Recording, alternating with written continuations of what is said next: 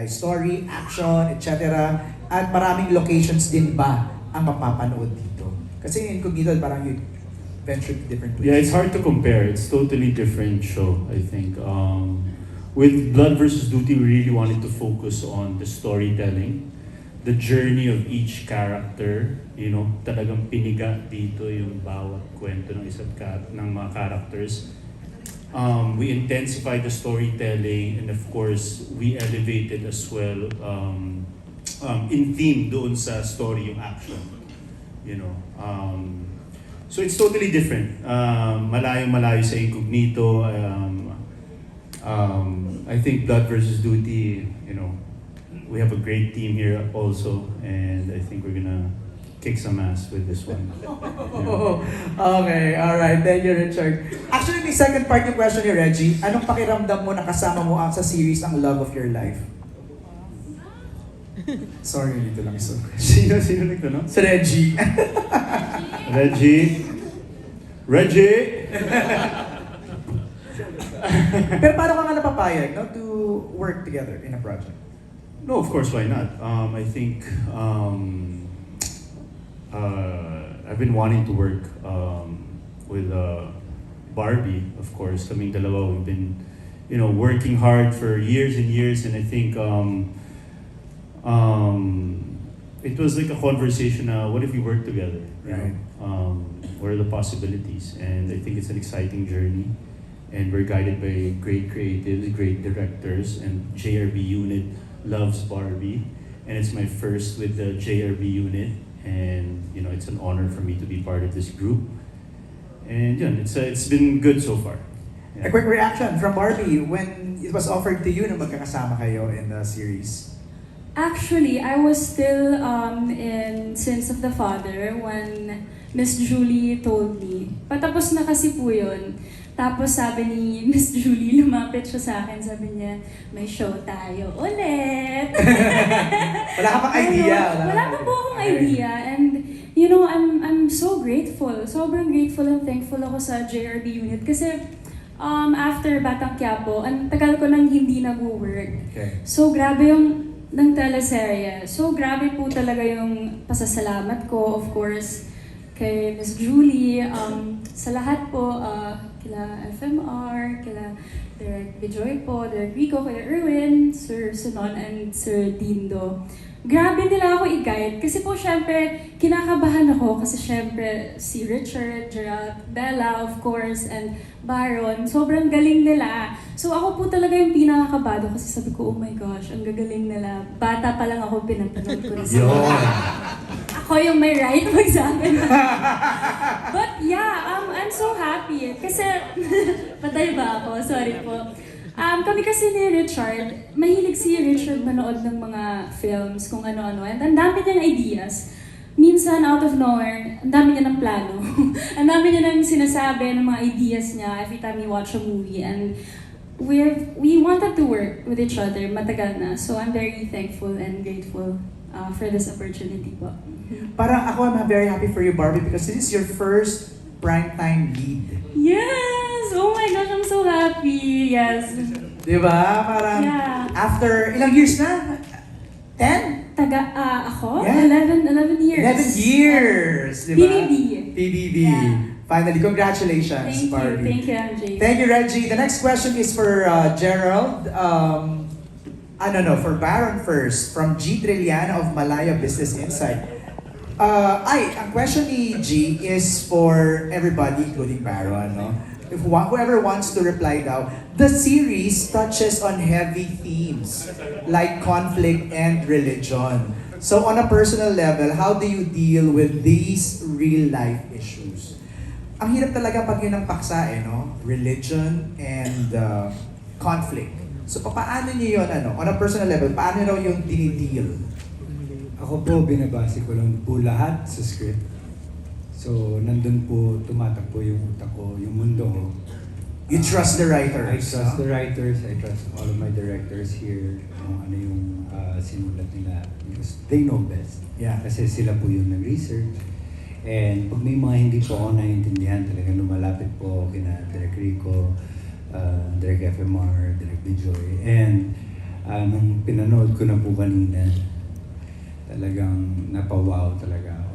Sobrang galing ni Richard. Sobrang galing ng lahat ng actors dito. Si Bella, si Direk J, this woman, si Lady in Red.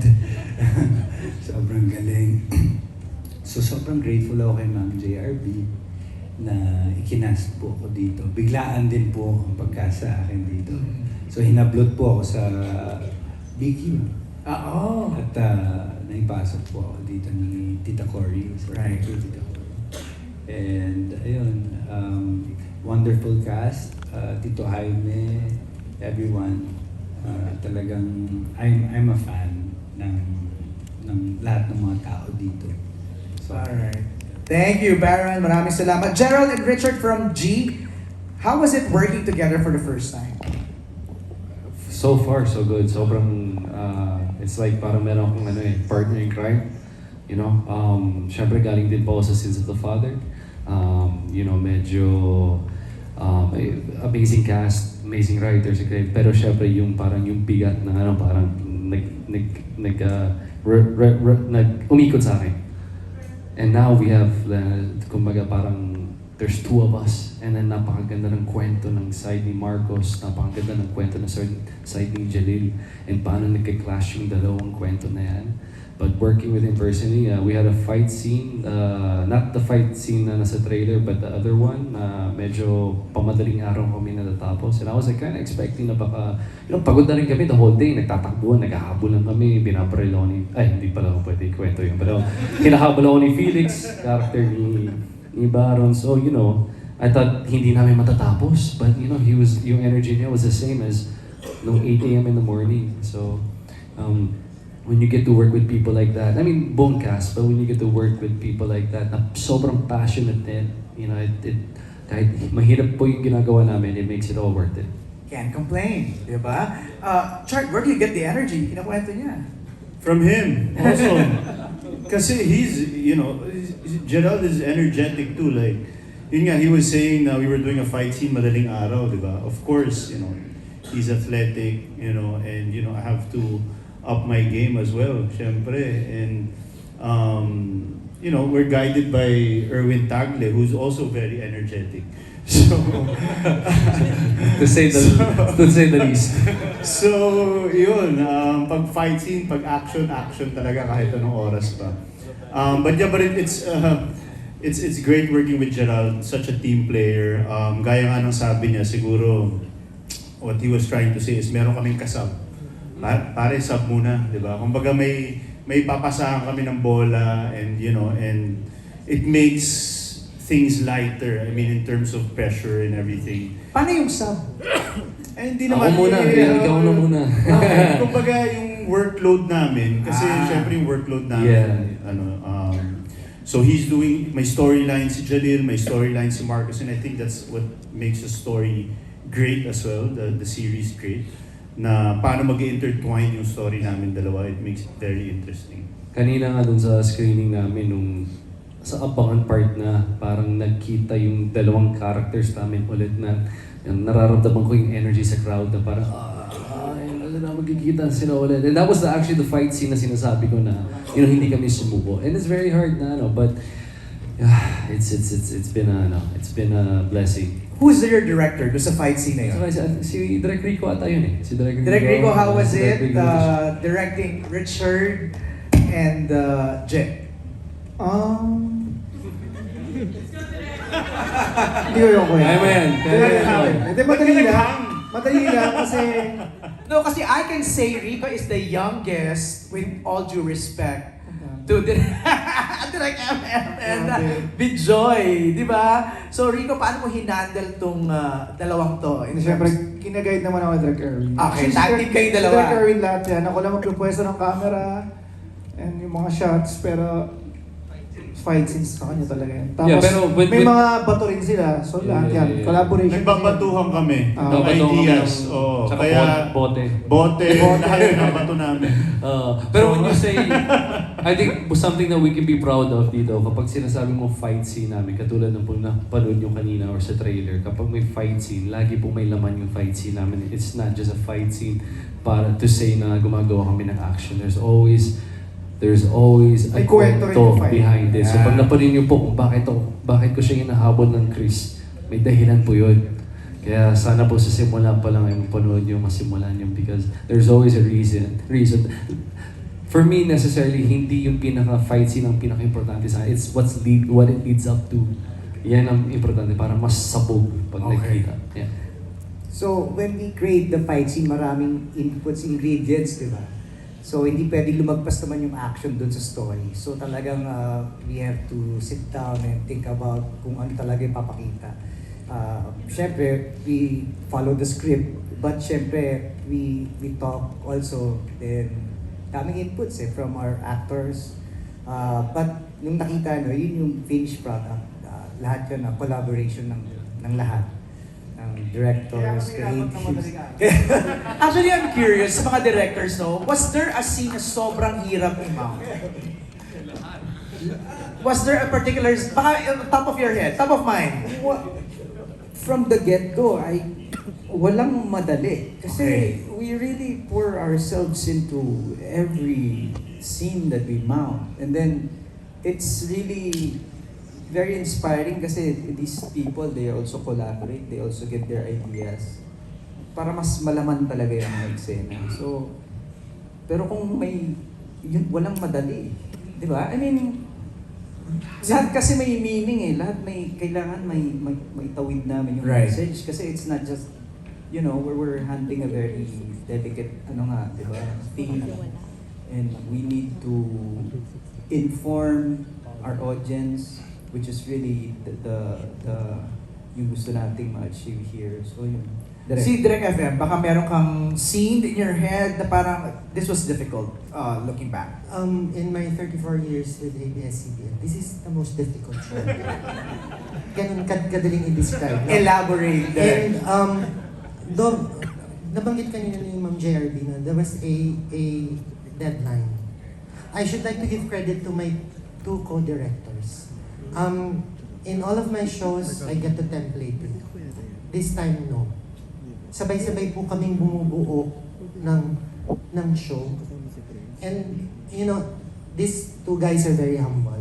Rico has been an assistant director for the longest time and he was just promoted. But, he's the future of the company. Bijoy, I've always been a fan of his visuals, the way he frames and looks at things. It's very filmic. And the most important thing that these two guys have is generosity. Ang hirap mag-pilot ng show kasi, any artist can look at the material in a very different light. So if there are 10 directors, these 10 directors will look at the material differently. Hindi po nagbubuhat ako ng sariling bangko namin. Pero kanina dun sa mga nakapanood sa inyo sa sinihan, hindi nyo naramdaman na may pagkakaiba sa trabaho. I'm so thankful to these two directors kasi napaka-humble. Yun yung sinasabi ni JRB kanina, that the challenge of stitching it. Yes, Diba? yung difficulty, alam mo, hindi kami makasuko kahit nagkakasakit na, nahihirapan, kasi napakaganda ng material. And I think that's what's been said all throughout this meeting. It's not easy, no? Na mag-mount ng lahat they're into it. Lahat may opinion. Right. Lahat may gagawin, may gustong i-contribute. And for us, it's just, para kang may fiesta araw-araw na tinitignan mo na lang, which is in-streamline mo, which is best for the show. Nice. Can I just Go ahead, Char. can I just add Direk FMR, such a great director. Thank you, Direk, for everything. He really brings out the best in his actors, I think.